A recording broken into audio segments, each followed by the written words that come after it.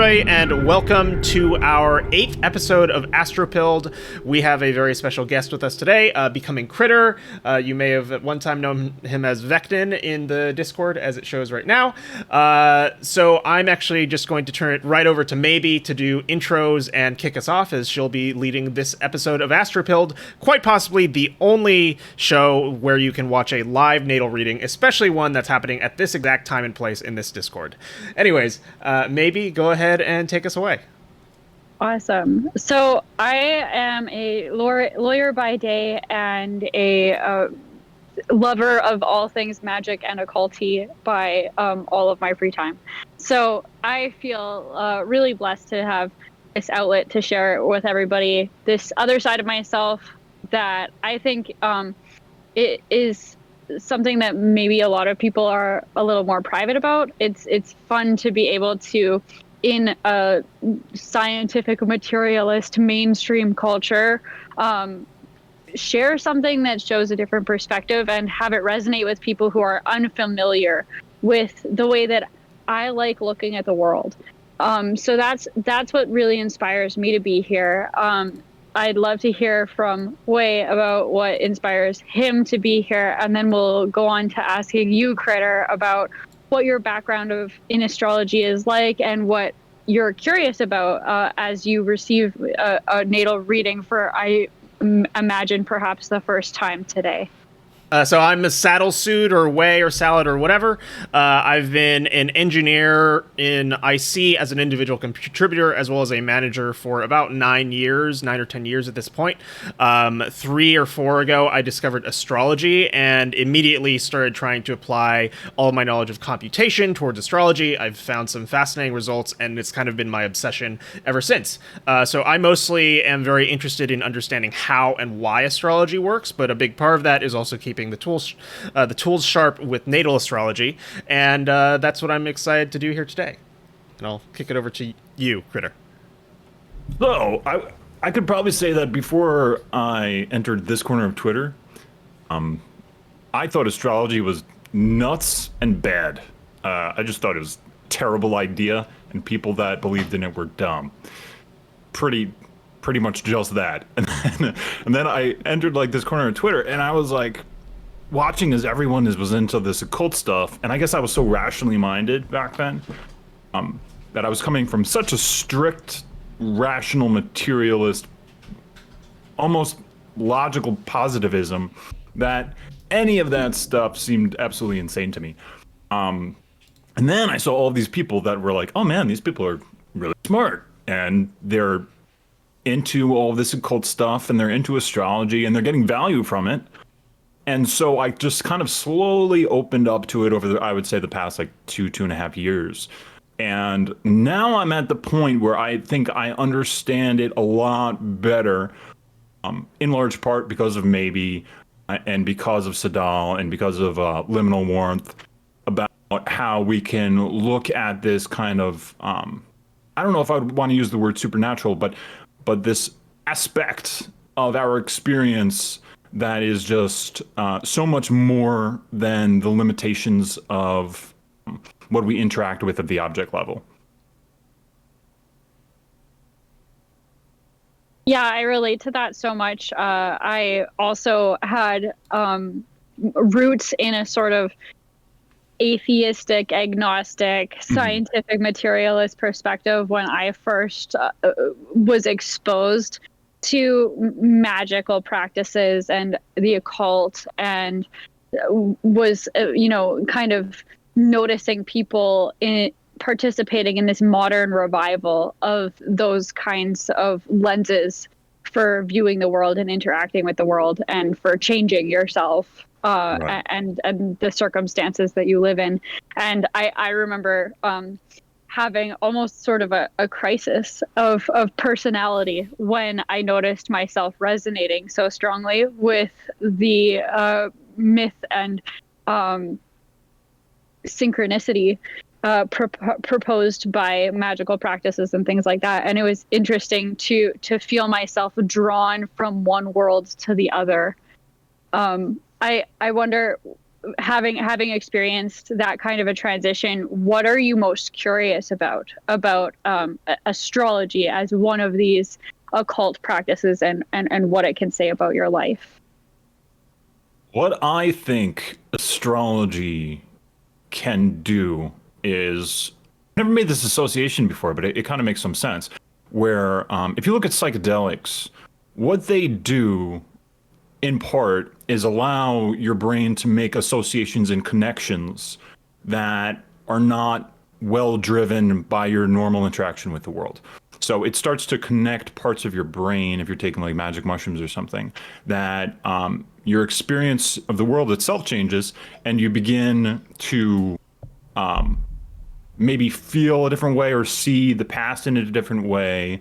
And with that, you can heal trauma or PTSD and all of these other things by making these associations and building a healthier connections with the ideas in your mind. And I think astrology can do something similar to that, where it's offering kind of like this nebulous realm of consideration and perspective, and just a completely different framework within which to see your life and to consider ideas, that there could be a wealth of discovery by the consideration of how all of these things are affecting you in your life.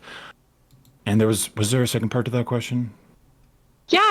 Like, what are you most curious about for yourself Right. in receiving a natal chart reading? Yeah, and what I would say I'm most interested for myself is going back to what I just said. I like to kind of keep an eye out on what might be invisible to me, and kind of the unknown unknowns, and turn those into known unknowns, so that I can better use them to live an informed life. And I also like to kind of shuffle my priorities to see what's important for me now and for the future. And I like to consider the ways that I can pursue the path that's optimal for me. And that can take a lot of different shapes. Like there's like the whole wu wei, or like going with the flow. And that is balanced by being open and responsive to the things that are important that are right in front of you. And so kind of discovering a way to reveal what is important, and how to interact with those things that are important. So this is very vague, but that's kind of like, we could go deeper into specific aspects of my life, but that's usually what I want to reveal. Yeah, I'm really interested to see what the particular aspects of your life that will draw you in as we go through your astrological chart will be, because I can see where you're coming from, and seeing this as like a different perspective through which to view your whole self and your whole life. And so I'm excited to see what stands out to you. It's interesting because even in the way that you describe your curiosity about astrology, I can see parts of your personality that are reflected in your astrological chart. So I'm excited to go through some of the basics with you. Often we like to start with what in traditional astrology might be called something like the big three, which is your rising sign, your sun sign, and your moon sign. Yes. And so, yeah. Beautiful. Thank you, Sad. Yeah, and so the rising sign is the sign that was on the horizon at the moment when you took your first unassisted breath in the world. And so it's understood in astrology that this sign sort of shapes the way that the rest of the energies in your chart express themselves. It's kind of like a coating on the rest of the chart, or something like that. And it's often especially associated with the first impressions that you make on other people. And so often when people are guessing what kind of zodiac sign you have, they might guess your rising sign rather than your sun sign, because it's sort of the the first foot forward that you present in relationships and socially and things like that. And so you are a Taurus rising, which is the Venusian Earth sign, and that gives you a vibe, I guess you could say, that is like very grounded, and embodied, and material and sensual, but also very concerned with aesthetics, maybe also somewhat cautious, or careful, especially in the sense of like details mattering to you a lot. So you take a lot of care with things. You care about the way that you present yourself in the world.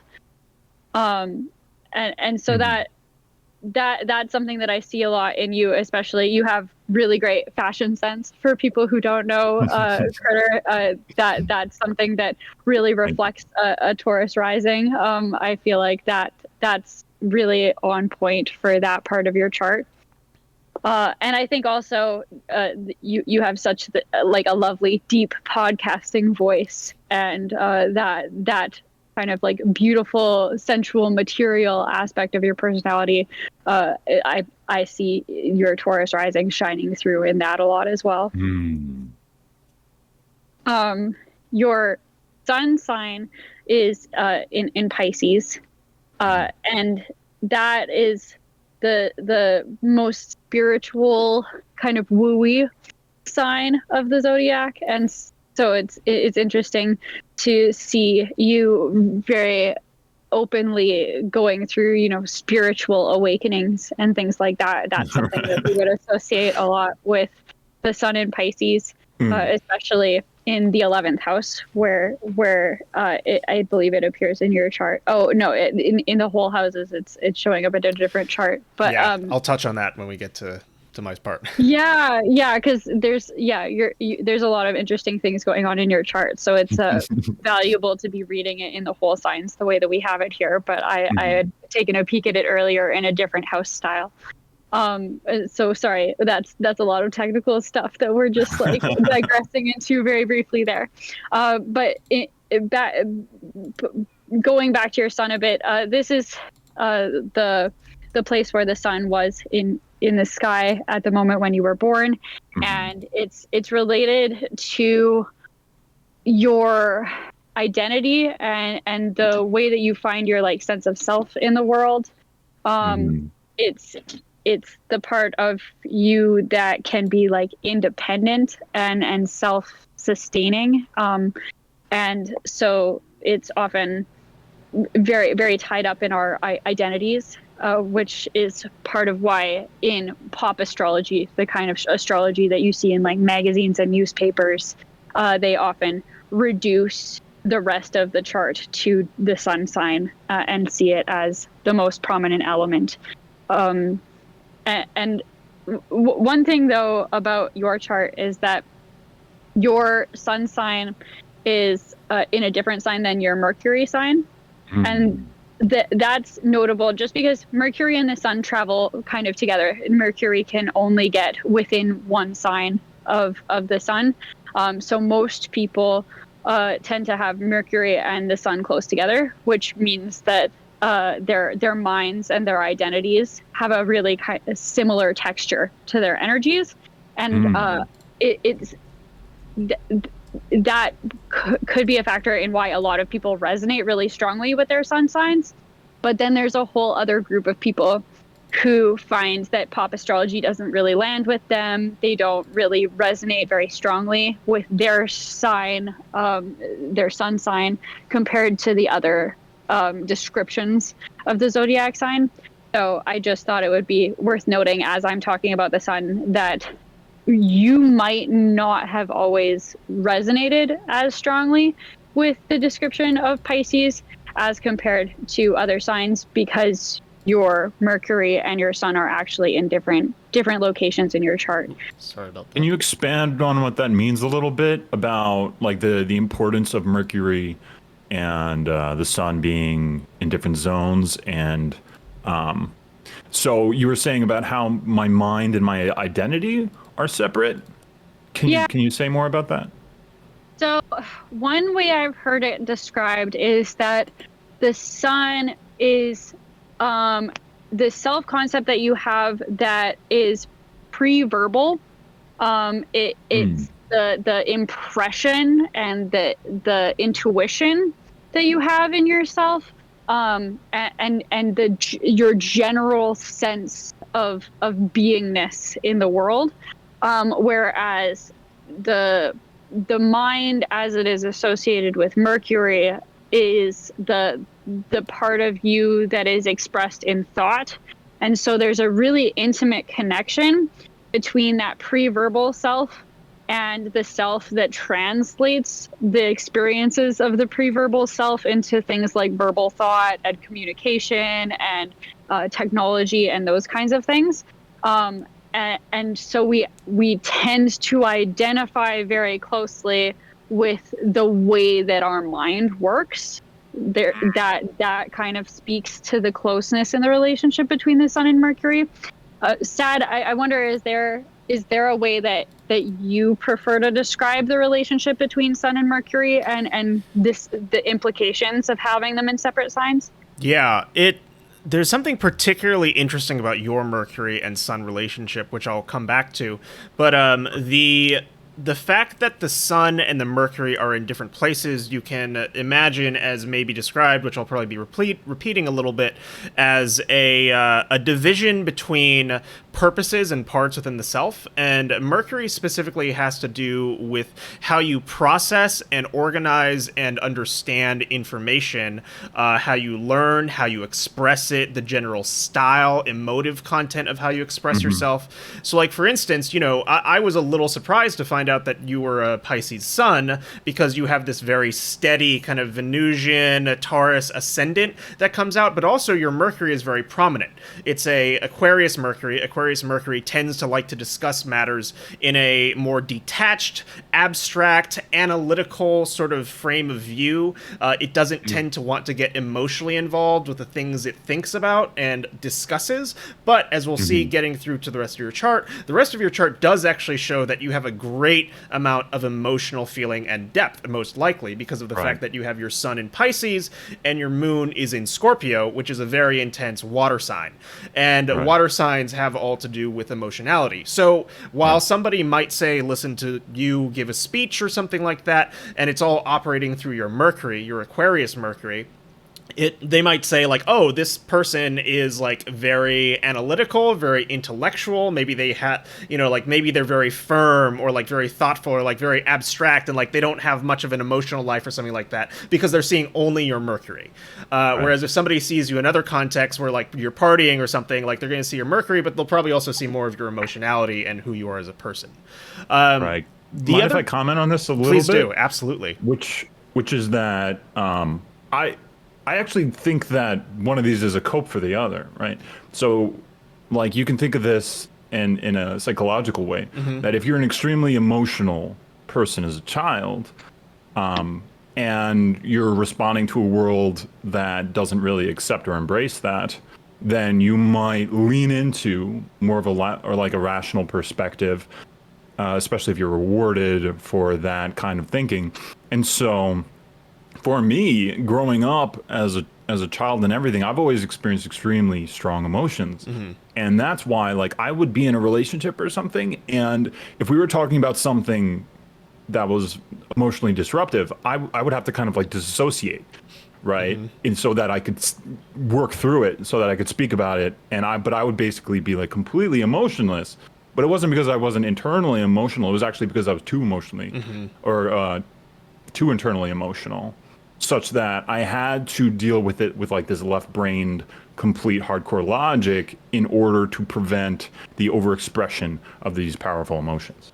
Yeah, absolutely. I think that's totally reasonable. Because, and that's part of what you see. Like, you would, astrologically speaking, you would interpret that as Well, astrologically, see, that's where you need what meets the human being, because you wouldn't necessarily be able to come up with that reasoning. Maybe a better astrologer than myself could, but like I wouldn't be able to come up with that reasoning alone just from your chart. But that's the context for the life that you end up sort of living through in how you live your chart. So like we relate to our charts in human ways, but we can still see the dynamics play out from the astrological symbols. And it's very interesting to me that you say especially that it is in a abstract, rational way, because not only is your Mercury in Aquarius, and all air signs tend to be more rational, more verbal, more logical in terms of how they think abstractly, but also your Mercury is in an interesting orientation that is called the greatest elongation from the sun, in a, let's see, which direction? I believe it's as a morning star. Yeah, as a morning star, because Mercury would rise before the sun. And so there's this metaphorical relationship between Mercury and the sun, with sun being the light bringer and Mercury being this, psychopomp between worlds. And in ancient Greek history or fable, when he is rising in the east, he takes on the role of, I believe it is the Promethean, his own Promethean nature as Apollo. And then when he's rising from the west, he takes on a more, I forget the other one, but the, like, Psyche, I believe, or he takes on more of a role that's more about ferrying people back and forth between the underworld. He's coming from the night, essentially. So with yours as an Eastern version of Mercury, Mercury for you is more likely even to be more solar, Apollonian, focused on, like, what is in the light, focused on, like, clear, abstract, like, principles, ideas, logic, things like that. And I don't really see that too often in a chart, so it's very interesting how prominent it is for you. And it's also very high in your chart. So the midheaven point here represents the highest point in the sky. And so the planets that are nearest to the highest points in the sky will tend to also be the most visible. And that is literally what you're known for. You're known for your intellectual output on Twitter. It wouldn't surprise me if that's what you would like to be known for, because your midheaven begins in Aquarius. So like for you, you can look at this chart and these components and be like, yes, like there's a very, very big Mercury story going on, despite, the emotionality that's displayed. Yeah, there's a lot there. I'm not sure how to connect it all. But I definitely see how you're basically just kind of scratching the surface on on something that goes much deeper to the connection of all these things. So that was a lot of information, and I'm trying to digest it all. Yeah, I'll kick it over to you maybe. Yeah, one thing that speaks to some of the connections between the Sun story and the Mercury story that we've been talking about so far is your moon, which is the last of the big three that we have to get to as well. Mm-hmm. Your moon is it's on the cusp of Scorpio. So that gives it an extra intensity. It's like right at the beginning of a new sign. So there's a lot of intensity around the energy there. And it's also it's right at the beginning in your whole house chart of your 7th house, which means that your emotionality expresses itself, especially in the part of your life that has to do with relationships, especially partnerships, and close, intimate relationships, your like inner circle. So that your relationship life and your emotional life are associated with Scorpio reflects your maybe a little bit of a stubbornness, for one. There's a way that you can be a little bit private as well with your emotional life, which again speaks to the Mercury story. So you maybe sometimes resist having your views changed in other relationships, and you might keep the things, at least that you find particularly sacred, a little bit closer to yourself, or you handle them with that detached Mercury, so that when you express your opinions about that kind of thing, you're not emotionally invested in the way that's received. That could be one of the things that's reflected in this placement. Another thing is that at least for me, I know a lot of Scorpio moons, and the way that it presents itself most often in my experience is sort of restlessness in emotional connections that are shallow or superficial. There's this real draw towards depth and things that are not as often talked about, and trying to get at like the hidden truths of things.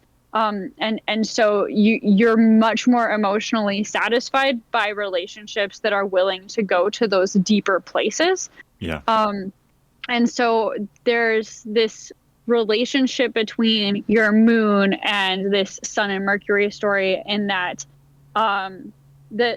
the way that you instinctively relate to yourself, which is reflected by the moon, has this sort of conflict between being a little bit rigid, being a little bit private, and having a lot of intensity and being drawn toward a lot of depth.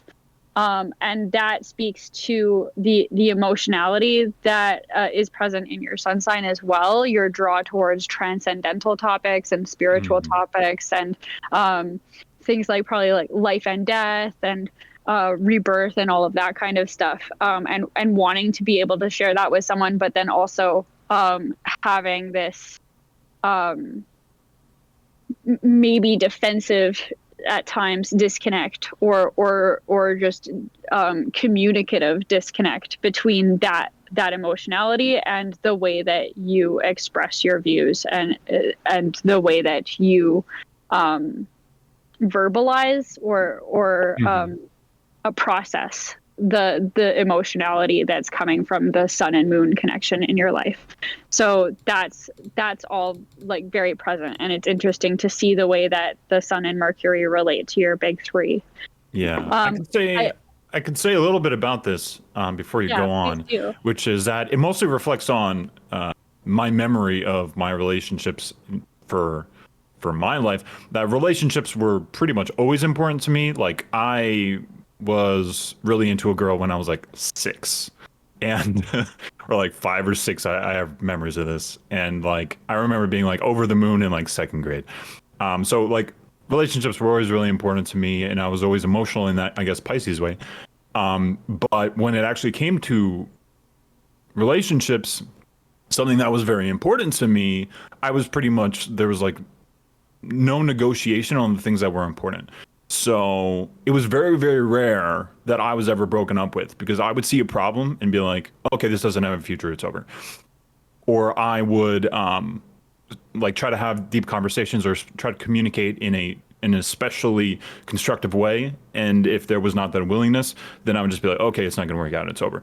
So I think that matches up with the stubbornness, that I was not willing to settle or hope for things to get better or have my head in the sky as it concerned the realities of the relationship. But it was because the reason I was like that was because I needed that deep connection, that ability to communicate deeply.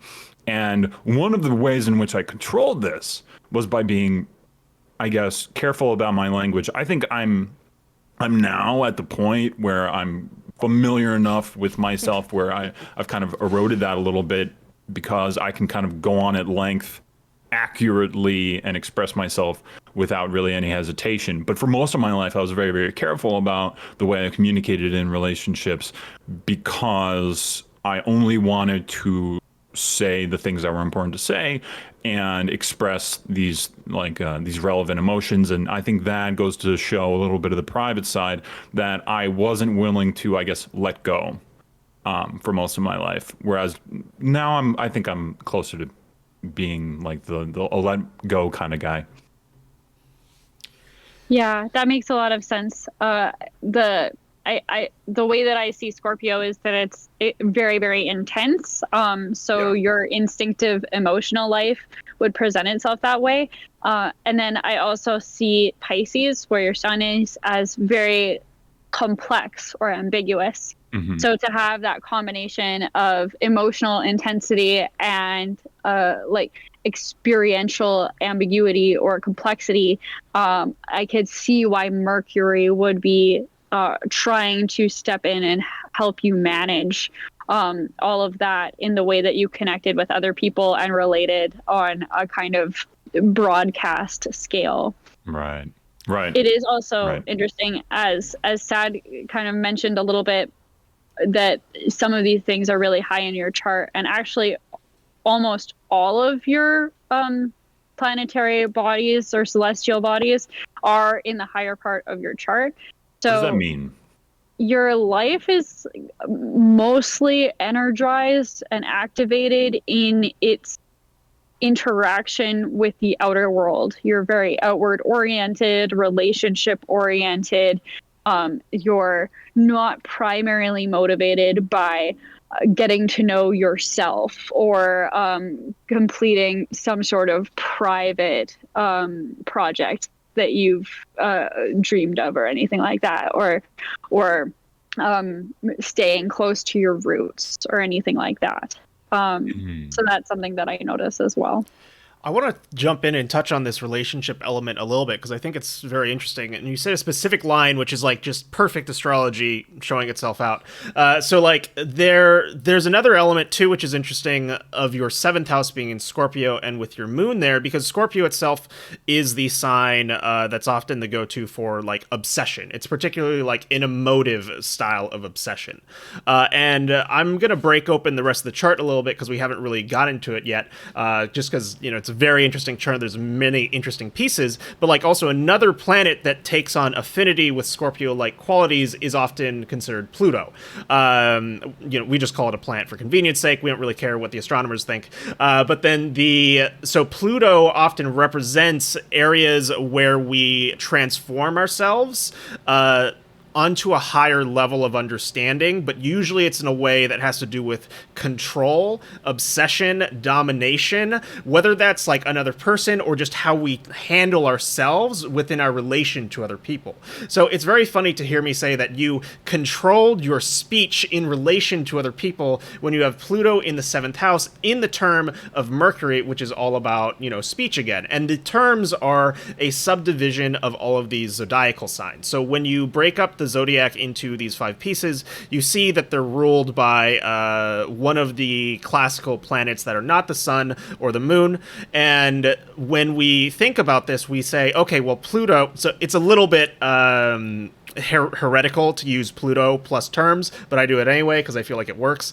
Normally, you're only supposed to use out to Saturn, so I'm combining classical Hellenistic techniques with more modern interpretations that we've gathered for a planet like Pluto over time. So Pluto is in Mercury's term, which means that typically Pluto will accomplish its goals according to the nature of Mercury and where it is, and we again have this Mercury in Aquarius here, and we have Pluto here, so it's almost like I can perfectly imagine you like boxing off or closing out a relationship with like this abstract argument, which is like, well, no, I understand what's necessary here. Did I get it? Is that it? Is that it? Yeah. Yeah. So like there, you know, that's an example of the story you can tell here. But also there's an element too that I want to, you know, open the rest of this chart and move over to your ninth house, which is that you also have, besides your Taurian earthy vibes, you also have a very Capricorn, hardworking sort of orientation which is your Mars in Capricorn. And Mars is very happy in Capricorn. Capricorn is a planet, well, first I'll talk about Mars.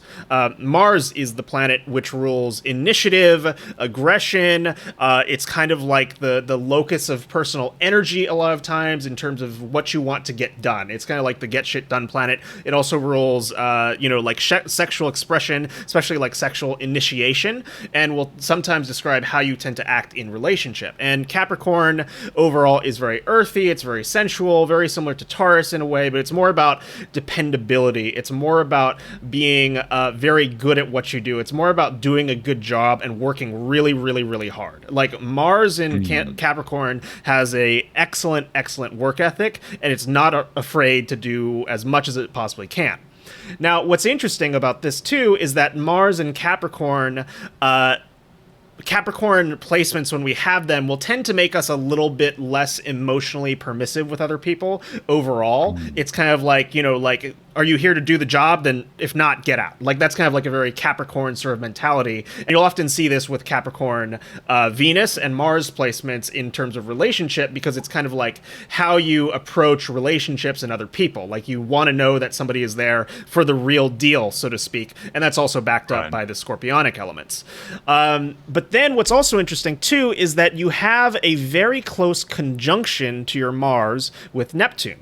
And Neptune is an outer planet, and I often treat the outer planets as kind of like having interpretations and impacts, but they're kind of like outsiders. They do things to us more than we kind of like knowingly identify with them. And Neptune often is a planet that brings the idea of idealism, of the absolute perfect fantasy, of the dream of something that is so great that like it can't possibly be manifest on our world. Like the messages and ideas and sensations that we get from Neptune tend to come from somewhere else. And so when I look at a Mars-Neptune conjunction in Capricorn, it's almost like it would not surprise me if that when you are beginning projects or doing things or exerting lots of energy or you know, like just being very effortful in a Martian way, there may be a background dialogue or a sensation of like, I like to describe Neptune as almost like a virtuosic element where like you want to reach and do the best possible outcome ever, like something that has never been seen before, that has not been brought to reality because it's Neptune. Like Neptune is all the things that do not exist yet. So it's almost like the combination of Mars and Neptune is like you are trying to act out to bring something into reality that does not exist yet. And the placement by house for this is very, very important. Like, obviously, we always bring things into existence that don't exist because that's how that works. But Neptune itself in particular has this element of, like, the highest of the high, the greatest of the great, the most divine, sublime sort of thing. And you have it in the 9th house, and the 9th house rules religion, philosophy, law, and also foreign cultures and travel. So, like, which is, you know, philosophy for sure is a big part of your deal. We know that from your stories. And, you know, it wouldn't surprise me that if you end up creating or doing philosophic works in your lifetime because of this very powerful Mercury in the 10th house of your overall career and achievement in the term of Jupiter, which is literally the planet of philosophy. And then you have all these other planets in the 9th house as well. So like any of those sort of significations would not surprise me if they have been major or will be major throughout your life of, you know, law, working in higher institutions of learning, and also like religious or philosophical research or study or what have you. You also have your Saturn and your Uranus there, which I'll take a little break before I move into those since I've said a lot.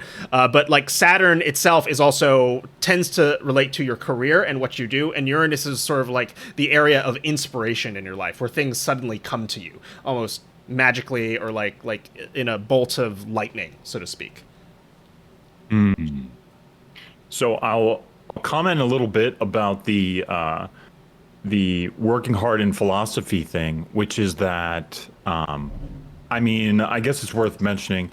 I have a podcast, A Becoming Creature, in which the idea behind the show is to learn from other people regarding not only philosophy in the classical sense, but also their life philosophy and the things that they've learned and developed throughout their lives.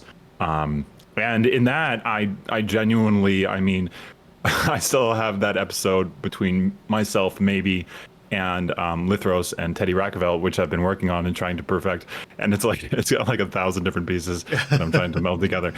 And so, I mean, I work very hard on that, and I try to develop taste and do the best job I possibly can. And I think I do pretty well, but it's also like the kind of thing where I can visualize, I guess, this sublime thing where you're talking about, where I'm not working on it right now to make, you know, something good for right now. I'm constantly thinking about what can it be 10 years from now that makes what I'm doing right now seem like cute in comparison, you know? So I have like, I guess I work very hard for what I'm doing right now, but I'm trying to reach these heights. And this is just one example, but I think that I'm in my regular daily life, in my mind, I'm always considering how this outer world like we were talking about, how the things that I get from it, I can use toward building a better philosophy, interacting with the world in a better way.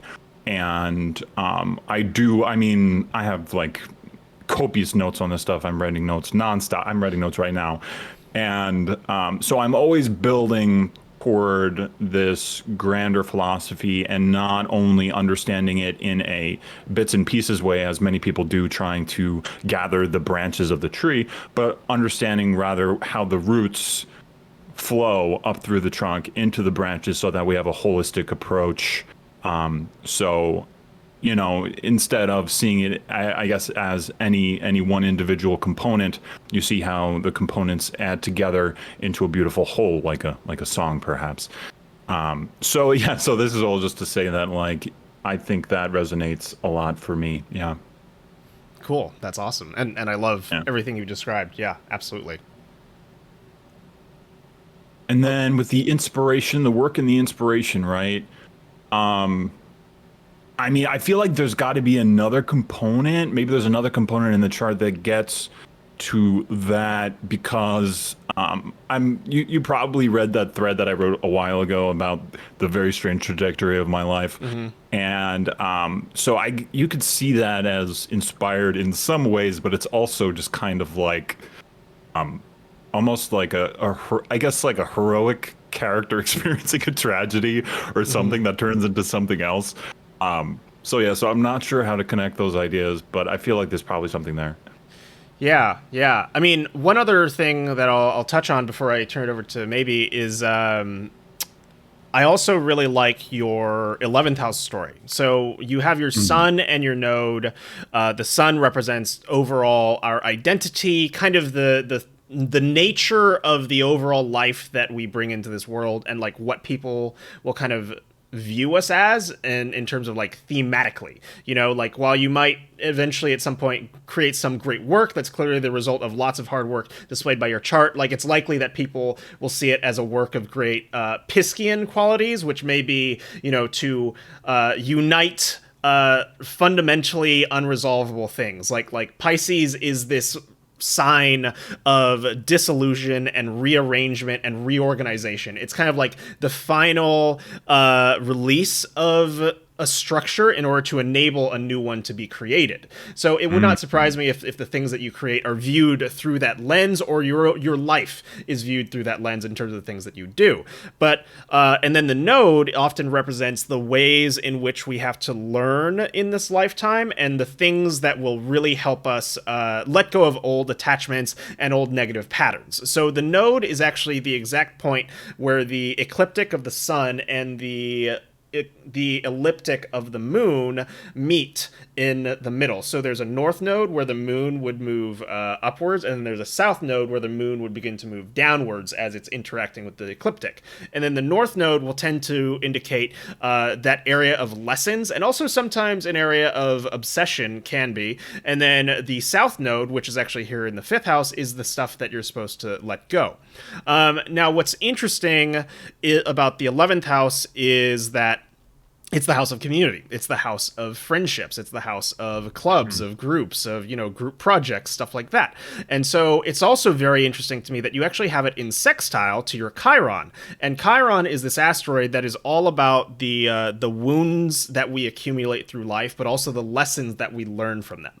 And so a Chiron placement inherent in your 2nd house in the under the sign of Gemini can sometimes be a story of like, we often have a negative, harmful, defining experience in our lives related to our Chiron placement, although not necessarily always, but like Chiron may indicate a sense of loss around, like, in the 2nd house in Gemini, the most literal meaning is like the literal loss of knowledge, or like the loss of information, or the loss of wisdom, or like, you know, somehow having a harsh relationship between the idea of holding ideas or gathering or having ideas, because the 2nd house rules possessions and accumulations, while Gemini has to do with ideas, communication, talking. It can also do with neighbors, brothers and sisters sometimes, but that's more of a 3rd house matter than Gemini as a sign. So it's interesting because also Chiron represents the ways in which we are a teacher, and you have this project where you have a sextile, which is a flowing aspect between the two, which indicates that like the relationship between these two energies within the self can be built with some effort. It's like you're exercising your node through a community project where you're literally learning the knowledge that other people have accumulated through their lives. Like that's kind of like the literal picture story that's being told by this relationship here. So I think that's very interesting that, while you're doing all this community stuff, like, and while you're creating this work that is very much about like career success philosophy, it's almost always going to be tied into other people as well, because you have 3 major placements. Like Taurus is very relational, but your sun is in the 11th house in a water sign, and your moon is in the 7th house in a water sign as well. So it's like a core part of your identity as a person is often going to be about communities of people or one specific person or somebody you're in partnership or commitment with. So like I really like that, and it fits really well with everything else. Yeah, it's like uncanny in the way it fits, that it's like literally born out of the grieving of essentially the loss of my life path, which is that I was studying economics, going into business, and then like let go of all of that, and literally let go of the quote unquote knowledge of having gone to university for all this stuff, and literally spending hundreds and hundreds of hours to get certified, and then letting go of all of that stuff, and then grieving all of that, and then from that kind of getting a little bit of community and connection with people from telling that story, right? And then turning that into a way that we have community and we have conversations, and we're slowly building a better and better network, and moving away from this kind of rationalist perspective, this kind of like agnostic, atheist, materialist, rationalist perspective, and moving toward this what we like to call post-rationalist perspective of, more intuitive, more open, more enlightened, more curious, more playful, vibey. I feel like like all of that just matches it up like really, really clearly. Yeah, absolutely. And, like it shouldn't work. It just shouldn't, right? That's the craziest thing about it, but it does. But I love that. I'll kick it over back to you maybe. Yeah, I think that the next place that I'm interested in going with this chart is this really interesting Venus placement. Yeah. So your Venus is in the 1st degree of Taurus, so it's sharing a sign with your ascendant, which ties it into, I think, the first impression and this energy, the first impression that you give people, as well as this energy that's sort of diffuse through the rest of your chart. So I would see it as a more prominent Venus placement for you than some other people have in their own charts. And similar to the moon, and also actually to Uranus, it's in the 1st degree of a sign. Oh, and Saturn too. So you've got quite a few placements that are right at the beginning or on the cusp between signs, which gives you an intensity around these different energies and the way that they present themselves in your life as well. Yeah. And so for you, Venus is associated, maybe most strongly in the mainstream understanding of astrology with things like love and beauty. But it's also very strongly linked to anything creative, anything that we make. So our children, our literal offspring, as well as any of our creative projects and things like that, the aesthetics that we prefer, those kind of more, mundane and less abstract expressions of love and beauty are all things that Venus sort of governs. And in terms of the way that she is related to relationships, I often think of her as the things about us that are attractive and the things that we want, like have a positive desire for in relationships, where as it pertains to relationship. Mars is a lot about like the boundaries that we have and like what we don't allow or don't want in our relationships, as well as the way that we actively pursue people rather than kind of magnetically drawing them into our lives. So this Venus in Taurus story, I think, speaks to the way that often just the vibe that you have draws important people into your life. I wouldn't be surprised if it's rare for you to have to like go out and find the people who end up being important to you. I imagine that a lot of your important relationships in your life are with people who just kind of showed up in life. So that's one thing that I could even butt in and say that quite literally, when I was single and like tried to like go out and meet anyone, it never worked. Like literally never. So so it's strange that not only is that like the kind of person I am, but it's almost like that was just, I'm not even talking about bars. I mean, like pretty much anything. Me going out, it was always a kind of situation where there had to be some kind of proximity or some understanding. And my girlfriend right now listened to my show before we started talking. Like, so that literally matches up with what you're saying. Yeah, that makes a lot of sense, especially because Mars is in the same sign as Saturn, which is often wherever Saturn is in our charts is often the place where we experience some difficulties. So having Mars nearby reflects that you might have more trouble being the one who like is out there trying to pursue people, and that Venus is magnetic, and where it is in your chart is actually much closer to Jupiter, which is sort of the planet where we're lucky or growthful or expansive in our charts. And it's interesting that you bring up something that segues into talking about Jupiter, because your chart has something that I personally have never seen in a chart before, which is a conjunction between planets in two different signs. Venus and Jupiter are within like so few degrees of each other that we would consider them in the same place in the sky.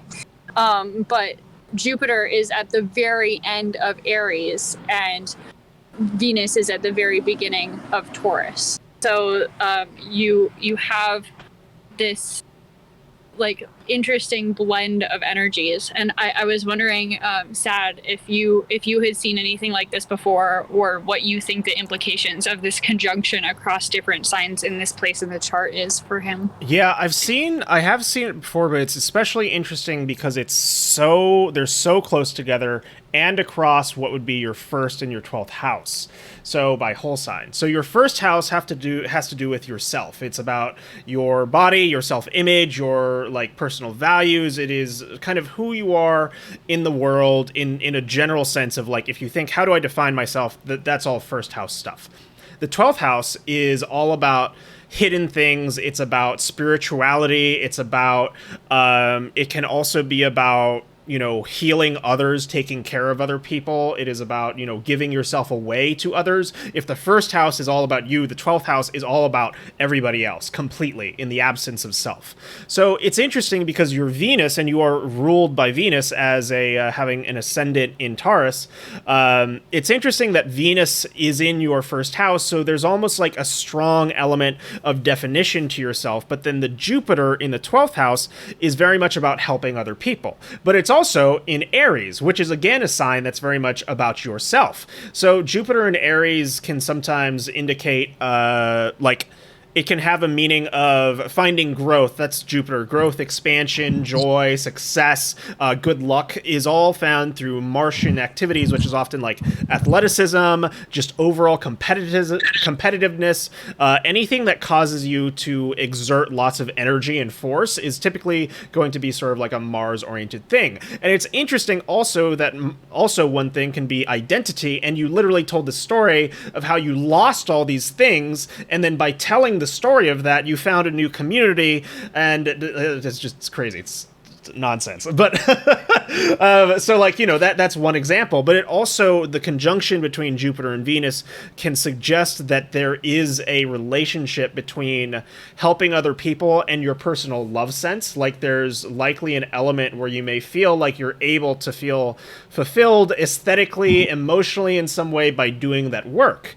The interesting thing about it is that it is in opposition to your moon, and so that can cause kind of like an uncomfortable back and forth feeling, because the opposition really is a aspect where there's no outvent or resolution between the nature of the two planets, or two planets and one planet in this instance, because it's like you're constantly going back and forth between this impulse to demonstrate ways to be for other people, or to feel yourself as a aesthetic Venusian sort of person, versus this very intense focus on relationship with the other. So you may find a dynamic sometimes coming into play where like your relationship with somebody else, you may feel tension with, in terms of the need to assert yourself, but also to give yourself away to the world at large. So that's one dynamic that can sometimes happen. Another dynamic of Venus Jupiter as benefics in opposition to the moon in general can be a theme of excess. I think it's less likely because they're closer to the 12th house, but you may find at times you may feel often like an emotional need to like ball out, or just like really splurge or eat a ton, or what have you. That impulse can be there as well. And there's one last thing I wanted to touch on, because this is an interesting technique that I think you'll appreciate, Critter, is that like a way you look at the nature of things that happen in your life along different areas of life is by looking at the ruler of the house, the planetary ruler, by sign. So your 7th house is in Scorpio. The ruler of Scorpio is Mars, and Mars is in Capricorn. And Mars being conjunct Saturn with Capricorn, both of those suggest that relationships for you are likely going to come from a intellectual or religious pursuit, the 9th house, or that you are going to find that those relationships need to accumulate over a long time. Saturn and Capricorn. Saturn is all about building over time. The relationships need foundations. They need earth and time and building and structure. But another very interesting thing to your chart as well is that Venus, which will still rule, pleasant experiences, social experiences for you, especially with women in your life, is that you have a trine from Uranus to your Venus, which also indicates, so Uranus is a planet that has to do, I call it the table flipping planet. It's like the Promethean planet, is the planet of like sudden unexpected results, changes, things like that. And it's trining your Venus, which often indicates that the relationships you do have, or the pleasant experiences with people that you do have socially, are likely to appear almost out of nowhere. Like just suddenly one day they're there and they're a part of your life now. That's like a Uranus trine Venus sort of interaction. Yeah, those are my thoughts on these configurations right now. Well, quickly, the quick note about, so you said, like about my relationships, they're likely to be tied to a spiritual pursuit. And so my relationship is actually kind of, we're in the morning of it. It's beginning, and literally we're reading Mastering the Core Teachings of the Buddha together. Oh, crap. That is awesome. So that's pretty cool. And like pretty much every day I'm talking about like relationship building. And I was just yesterday, I was talking about how in relationships, it's kind of like there's a landscape and you can choose to navigate the landscape and to visit different places being people here, but where you choose to build is where the meaningfulness of the relationship comes from. So you want to go to a high mountain, a relationship, like you want it to start out good, where you have a lot of like similarities and you like a lot of the same things and you have chemistry. So you want to get on a high mountain where things are already high, and then you build up, right? And that's, building the structure of the relationship. So I used that analogy just yesterday. So both of those things resonate extremely deeply with me, yeah. I was going to ask if you use that metaphor by default, because it's so funny to me. Whenever I hear people with Earth placements talk about building things in relationship, especially when it rules your 7th, like, it's so good, so good. Yeah, I love that exactly.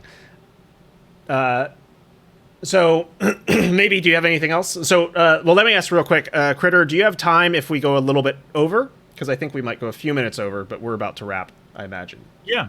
Okay. Yeah, we can do more. Sweet. Maybe, where are you seeing? Yeah, I guess I just wanted to summarize again that so you have this opposition between your moon in the 7th house in Scorpio and this conjunction between Jupiter and Venus in Aries and Taurus across your 1st and 12th houses. And so on both sides of this opposition, there are tensions between self and other and between emotion and intellect that have to do especially with self-development and personal growth, as well as your like outward purpose in life and the way that you relate to other people. And as Sad pointed out, the Venus-Jupiter side of this opposition is in a really easygoing, like flowing relationship with these conjunctions that you have going on in your 9th house in Capricorn.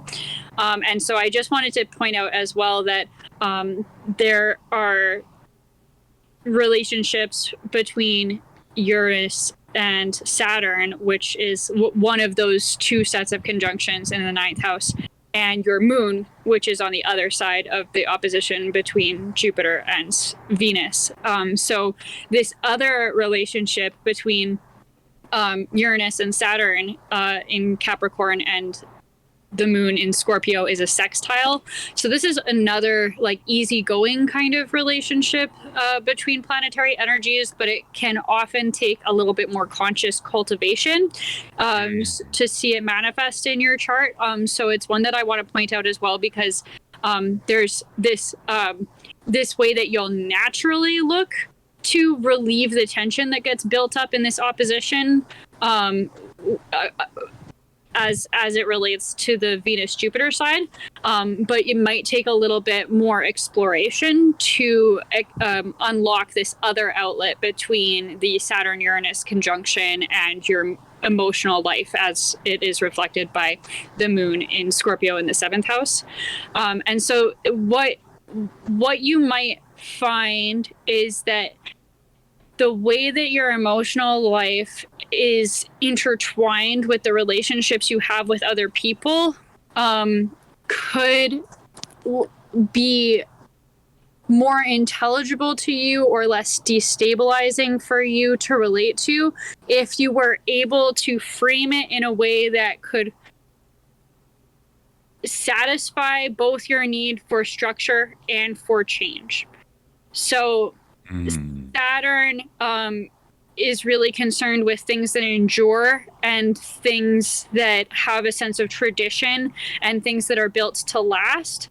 And it will inspire you, it will exhort you to slow down and think things through so that you can be certain or have strong convictions in the things that you're doing. Whereas Uranus has some somewhat conflicting exhortations to keep a lot of opportunities open, to expect the unexpected, to be capable of spontaneity and acting on inspiration. And so to have these two planetary energies in the same place in the sky for you, they have like this ongoing negotiation between themselves where they sort of they're the friends who are on opposite sides of a debate for all the same reasons. I don't know if you ever run into that with people, but like they care. They're in being both in Capricorn, they care about the same things. They care about working really hard and creating something that's excellent and being able to share that in the world. And one of them is like, and we need to do that by having lots of structure. And the other one is like, we need to do that by never letting there be too much structure. And so to approach your emotional life in a way that balances the need for structure and the need for spontaneity and inspiration might be something that, if you explored it more, would unlock different insights that you may not have had in the past, or alternatively, the insights that you've had to work for in the past might have come to you because you found a balance between these different energies and your emotional life. There's a lot. That was a lot. So I can share a little bit of my thoughts here, but I feel like there's a lot of connections going on there. But I think the way that I go about relationships is it's kind of nebulous between like planning and freewheeling, where I would be like, we're not gonna know what we're gonna do for dinner tomorrow night, but we're sure as hell gonna have a structure in place to figure it out. So it's that it's that kind of a thing where I like we have all these options and all these opportunities that we're aware of, and we're like, well, we have all of that, but let's deal with that when it's relevant. As for right now, we're going to have a strict structure in place and know what we're doing and move forward with design as it concerns the things that are right immediately here. And we're going to put kind of systems in place to deal with problems or spontaneity and such that like, so we are planning, but it's also kind of knowing and leaving open the ability to be spontaneous beyond the horizon. So that's kind of how I interpret this strange interaction between what I would call like real structure, where you might have, like, for instance, a rating system for your emotions when you're communicating, such that this is like an 8 for me and it's really important for me, so we need to address this or whatever. But where our life overall is not so overwhelmingly structured, such that we're kind of siloed into a specific perspective or a specific design long term. So that's how I see those two things relating. Yeah, that makes a lot of sense to me. There is just one more thing, if you both are willing to stay a couple more minutes as we finish up. Just I wouldn't mind going over. I know earlier I made a reference to how we've made a choice about the way that the houses are laid out in your chart for this episode. And so what you're seeing in the stream here is the whole sign chart for your birth chart, and that means that each sign is taking up a whole house, and that's why it's like a neat little wheel.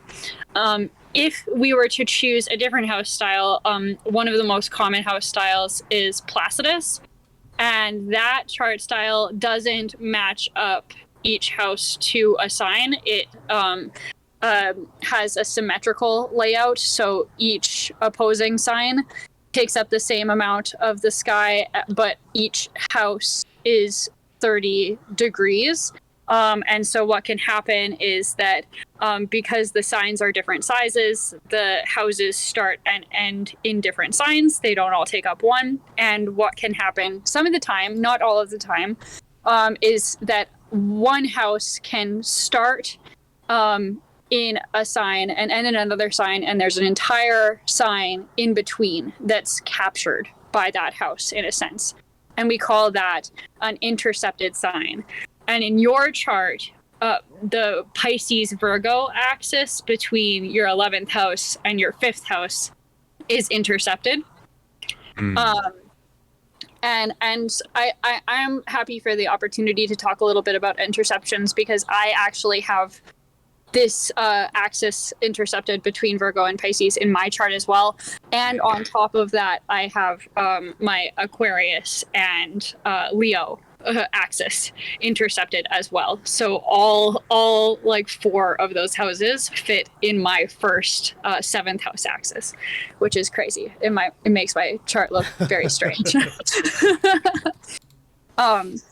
But what the story about intercepted houses that sometimes gets told, the sort of myth of it, is that they are energies that in a past life we weren't able to express or access as well. And so in this life, we have trouble accessing and experiencing them as well. They can be parts of ourselves that we are less aware of. And when they do come into our awareness, they often do so because they've been activated either by an aspect in your natal chart that interacts with it, or by the transiting planets that pass through the sky over time. And so what's interesting about your chart is that you have your sun in an intercepted house, along with the north node. And it's interesting, especially because the north node and the south node, another story that is often told about them is that they do relate to our past lives in the south and our future lives in the north. And so there may have been a complicated relationship for you in a past life with things that have to do with the sign of Virgo. Usually the south node is in a sign where we've sort of got a lot of life experience from a past life coming into this life, and it's often seen as a sign of past life mastery of something. But because that signification is conflicting with the intercepted house signification, it's possible that around the things that Virgo is known for, things like being detail-oriented, having a structure and a routine and a protocol for dealing with issues, being data-driven, and crossing all the T's and dotting all the I's. That might be something you had sort of a complex relationship with in the past. And then on the other side, where your sun and your north node is, I imagine that would symmetrically imply a sort of complicated relationship with your life purpose, which has to do with Piscean themes of exploring transcendental experiences, understanding spirituality, because it's in the 11th house, sharing spiritual experiences with other people and having a community that's shaped by shared spiritual values and that kind of thing. All of these are things that you might have a complicated relationship with, or they might be things that you find life or other people have to kind of bring out in you in order for you to show it or be aware of it. So I wonder how that lands with you, if you've ever had a sense that the way that you approach creativity and sharing creativity, or the way that you balance the detail-oriented materialistic part of life and the spiritual and transcendental part of life, do those things sometimes feel a little bit inaccessible or wooey or serendipitous to you? I would say, I don't know if this is what we're getting at, but what it brings up for me is that when I was a child, I was really good at math. I was like a math savant. Like, they would give me like a state test just so we could see how hard it was or whatever, and then I would pass it so I didn't have to take the class. Just so happened I figured it out. And then like the math SAT, didn't even study for it and got a perfect score. So I was like a whiz kid with the math, and then I ended up not pursuing it. Like I didn't go into math. So that was kind of a complicated relationship because I kind of identified with my being extremely intelligent in this way.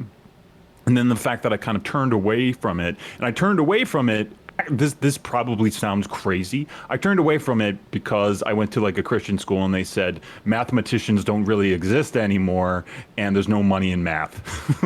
Wow. So, yeah, I know, that's kind of nuts. But yeah, basically they didn't know that math is useful. And so I just didn't end up doing it despite being really good at it. And I mean, it's not only their fault, but I take responsibility for that. But as a kid, I was like, yeah, like mathematicians, they're like people in books from the 50s. They don't really do anything anymore. And so I didn't go into it. I was like, it's a shame I'm good at math because this is useless.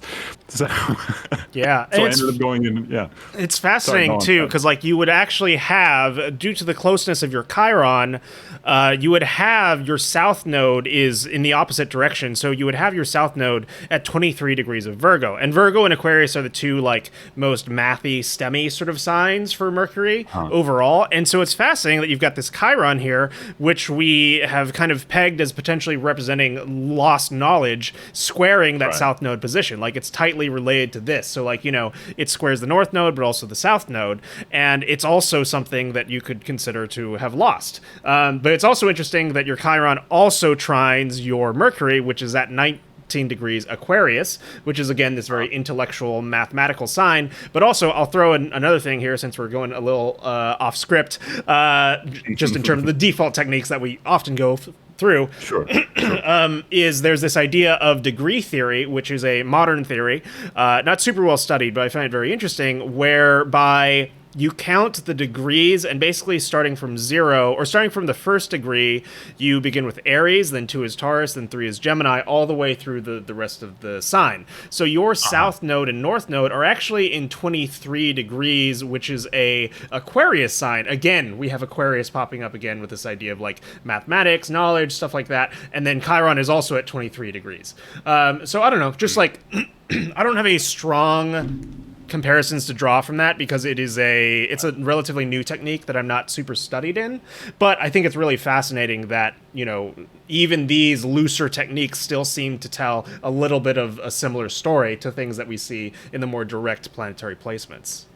Well, in the narrative of this, and I think this is especially interesting to what you were saying, maybe, but I think it's because of this Chiron that we're talking about, because I had this lost knowledge and moved away from this math STEMI and went into business and wealth management, which failed. That led to a many-year depression, right? Where I didn't know what my meaning was, I didn't know what my purpose was, and I basically just ran through my bank account and just spent all my time running on the beach, and like, I had that whole transformative period, this like painful, terrible period of time that spanned a couple of years, where I just felt like totally adrift regarding meaning. But that was directly tied to essentially my having pursued what was practical in following business and following my father's footsteps, because he was in wealth management as well, and thinking that that was safe and smart, right? And not instead honoring my own strengths, that I ended up in this, I guess, difficulty as it concerned my own meaning and trying to figure all of that stuff out. So I feel like it all ties together, and like what you were saying, maybe there was a lot of components to it, but I actually feel like they do fit the narrative of my lived life. Yeah, and I mean, now having more information, it's fascinating that you say that your father, which is often represented by Saturn in the chart, sometimes the sun, sometimes Saturn, was in wealth management, which literally belongs to the 8th house, which you can see in Placidus. Like, you can't see that in Whole House because all of your stuff is in the 9th house, but when we look at it through the perspective of Placidus, the 8th house is all about other people's possessions, quite literally. Like the 2nd house, you'll notice that there's this axial relationship where the 2nd house is your possessions, and then the 8th house is somebody else's possessions, and wealth management as a role is absolutely belongs to the 8th house. I have an 8th house Saturn as well, and I'm very interested in trading and finance and stuff like that. So like that's a very real signification in my experience. But with your Uranus there, it's kind of like you took a flip on it, like you interpreted it differently. So if you ever get back into money management or anything involving taxes or inheritance or stuff like that, that's your Saturn and Uranus talking in the 8th house. So like you could actually look, like if you get interested in an astrologer, or I know your girlfriend does astrology stuff as well, like if you end up getting back towards that, you can look and see like, okay, is anything activated here? Does this actually indicate that maybe I'm getting called to something related to this? And it doesn't necessarily mean that like I'm saying your career is going to be there, but with Saturn there, it's often a point of obligation and responsibility. So it wouldn't surprise me that if at some point, like, you get your father's business or property or whatever through, the natural course of life, and then that becomes a source of burden for you, but also a value as well, and something that probably changes your life in a big way with Uranus there. And this can be our family, it can be other people, it can be what have you, but just another interesting thing that you can draw out of the story, because I do feel like astrology very much is about the narratives and about the stories that we experience subjectively and how they get told around. I have some other divergences there, but I won't go into them since we're quite over. But cool. Did you have more? No, I just wanted to say that I'm really glad that we brought up the differences between the whole sign and the Placidus version of the birth chart, because it is really interesting to see that some of the nuances that are different between them both support the same narratives, especially around like the sun and Mercury that we had identified. So that's been really interesting to look into, and also really interesting to talk to somebody else who has some intercepted, like I also have an intercepted sun, and so it's fun to talk about how that can play into somebody's life story. Yeah, it's a lot of fun. There's like there's like so much. There's so much to it. It's kind of overwhelming almost. Yeah, there is a lot. Cool. It's very complex, and that's why I'm so big into it, because like once you start looking at it as a system, like it's cohesive. Like there are disagreements, of course, between like different styles and systems, but they tend to be fairly minor, and you can get an incredible amount out of this. And like this is barely scratching the surface. I recommend that you and your girlfriend cast a composite chart for y'all's self if you haven't already. You can actually I feel like that would get really, really complicated. Possibly, yeah. Well, you can do it online with an app, unless you mean the conversation around it, maybe. Yeah, the conversation. Yeah. But so it's basically when you take two charts and you synthetically meet the midpoints of every single planet, and it's supposed to describe the relationship. And I've done it, in many relationships, and it does, because you basically look at the location of the houses and you say, okay, this is the nature of the relationship. This is where the focus is a lot of the time in your relationship. So that's very fascinating. And you can even, I've seen people use transits and progressions for it, which like shouldn't work because it's a made up chart. It's not, like you would never actually have that placement in reality, but I don't know. I'm rambling. It's very mysterious, and that's why I'm very into it. Yeah. Yeah, it's cool how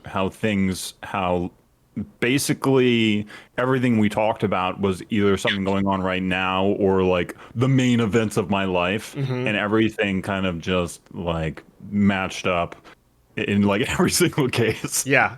Like with a main event or something like that. Yeah, because we live our charts, and you've been living your chart and doing it well, it seems like. So, well, cool. I think this is a good place to wrap, unless you've got anything else you want to dig into, Critter. I would just say if we could just finish by, when you're looking at my chart, I want to get like, what is your overall impression?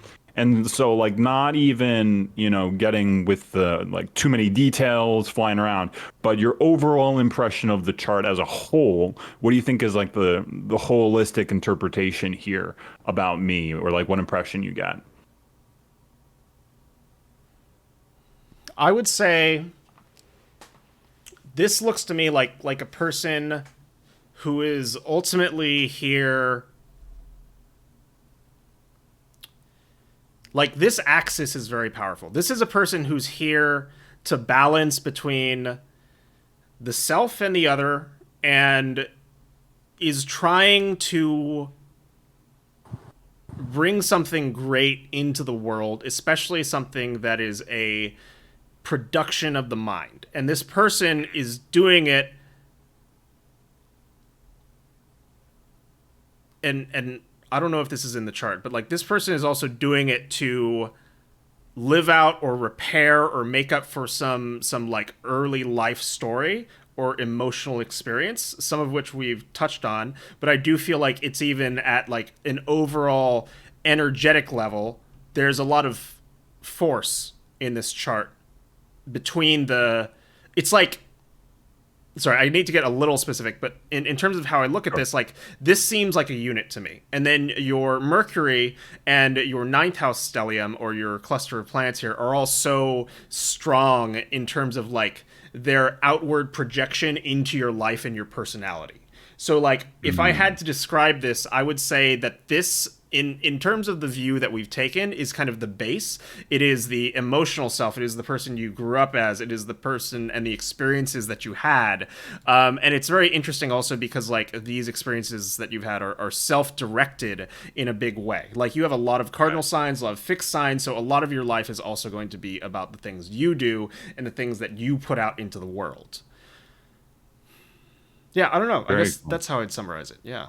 Yeah. What about you, maybe? Anything to add? Yeah, I guess the way that I would approach like summarizing an entire chart is a little bit like more poetic or metaphorical. What comes to me when you ask us that question is that your chart is like a cup of black tea that's like steeped just right. There is this combination between comfort and sociability, as well as a kind of like intensity and seriousness.